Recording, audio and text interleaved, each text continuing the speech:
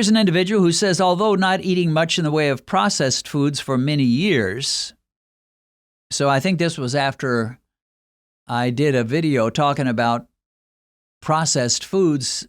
Some people just think that's the answer, just eat unprocessed foods. He says, well, for many years, I didn't eat many processed foods. He says, I was still becoming diabetic because of whole grains and potatoes. Well, whole grains are as close to unprocessed, depends on how they deal with them. Potatoes are unprocessed. I mean, they pull the potato out of the ground, wash it off, put it in a bag, and boom, there you go. Nothing processed about a potato. I guess you could say if I stick it in the oven for a while, I processed it a bit. But I mean, you eat a potato, you're eating an unprocessed food. He says, but this didn't work. He says, I was just eating too much big portion sizes. Intermittent fasting and eliminating snacking and cutting the carbs fixed it for me.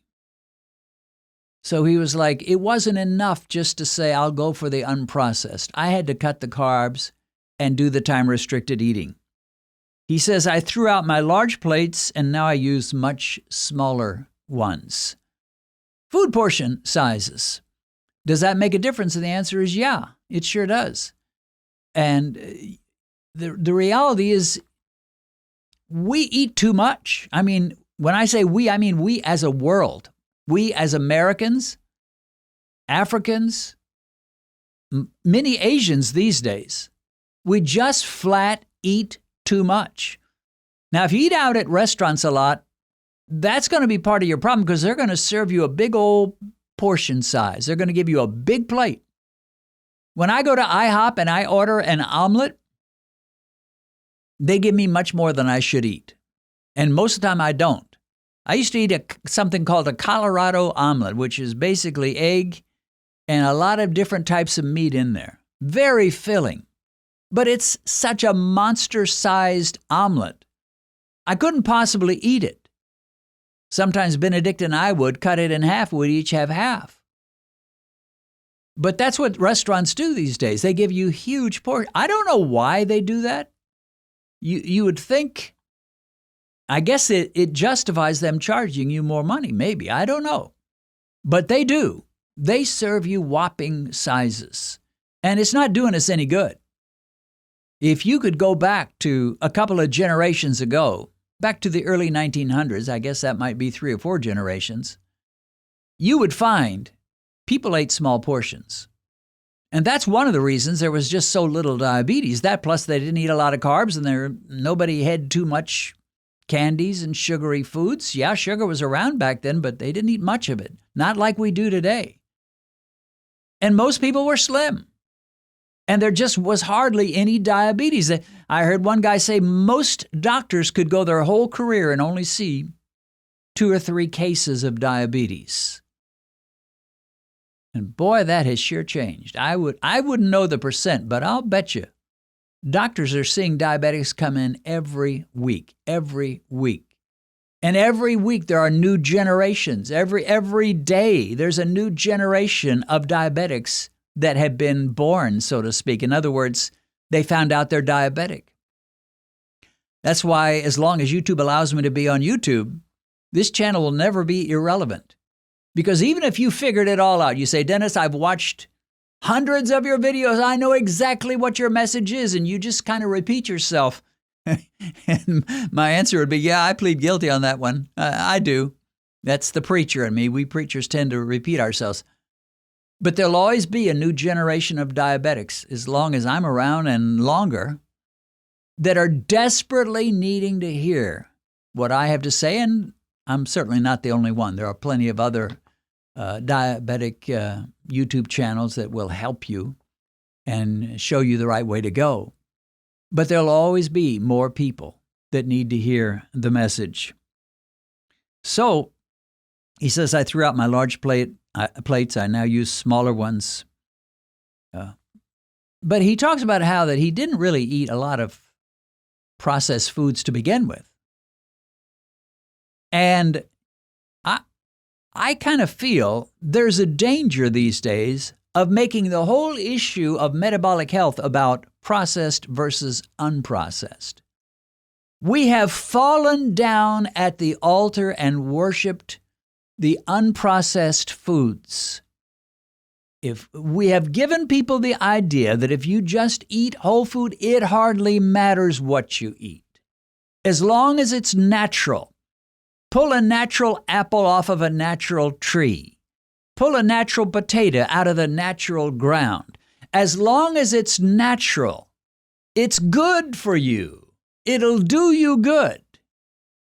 But you know, poison ivy is natural, but I'm not going to take a bunch of poison ivy and use it to rub my skin with some soap.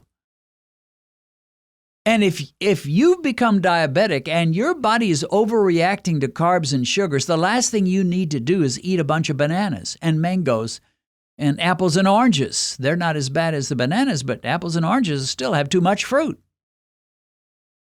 So the goal is not just eat unprocessed food. A potato, as I mentioned, is one of the most unprocessed foods you can eat. And it is also one of the fastest glucose spiking foods you can eat. I mean, the minute a potato gets into your stomach, whether it's a French fry or a hash brown or a baked potato or a fried potato or any other form of a potato, tater tots, whatever, the minute potato gets into your stomach, boom, it turns into sugar. That your body is a little conversion factory that takes starches like potatoes, like bread, like rice, like quinoa, like Ezekiel bread, like brown rice, like sweet potatoes. Doesn't hardly matter. The starches are going to be converted to sugar, and your body will do that. You know, if you could somehow program your body to ignore them and not program them to become sugar, that might be the winning formula, but that'll never happen. You can't do a thing about it. The minute the potato goes down into your stomach, here we go again. The sugar rises. You don't believe that? Eat a potato. Eat a couple of bananas. Eat these so-called unprocessed foods and see where your blood sugar goes about an hour after you finish eating. But we've fallen down at the altar. We bowed down to the unprocessed. Yes, Master, we will eat you. We will obey you. We will do what you say, Master. Because we assume that they've got to be healthy. They do not. And the other thing is, he talks about lowering his portion size. If you're trying to fight diabetes and you're significantly overweight, you're fighting it with one hand behind your back. You're not going to be completely successful. Weight is a huge factor in diabetes.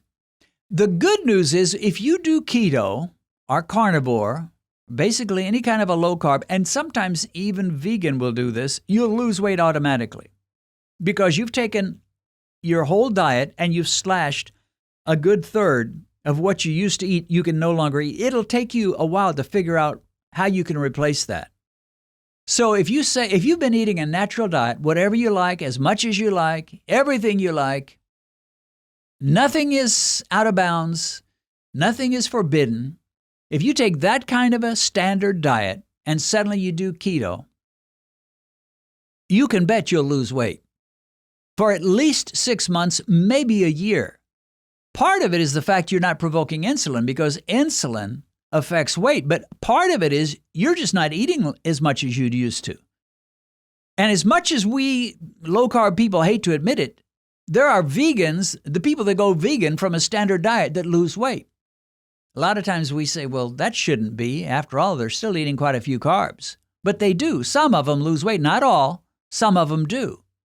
And part of the reason is they've just taken a big chunk of what they used to eat. Now they no longer eat. It will take them a while to figure out how to replace that. And while they're trying to figure it out, they will lose weight.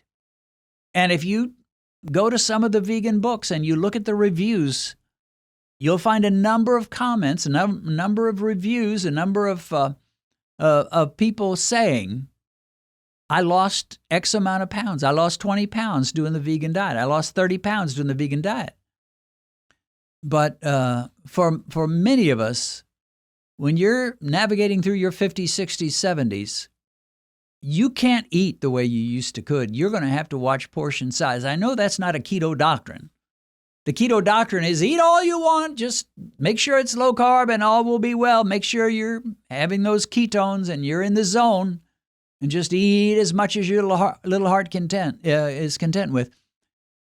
That works when you're switching from standard to low carb. That won't work forever. I'm just warning you, take a note from Dennis. Uncle Dennis is telling you it'll work for a while, and then you'll plateau, and you'll kind of hang out at the same weight for a while, and then you'll start creeping up again. You're like, what happened? Oh, I remember Uncle Dennis told me that at a certain point, I'm going to have to watch my weight. At a certain point, you're going to have to say, well, self-control was important after all. Do you need more information and inspiration about beating diabetes? The very first line of our description is nearly always a link to our hundreds of videos toward that one subject, how to beat diabetes. Click on that link and start watching these videos. You'll be blessed and, I believe, greatly helped.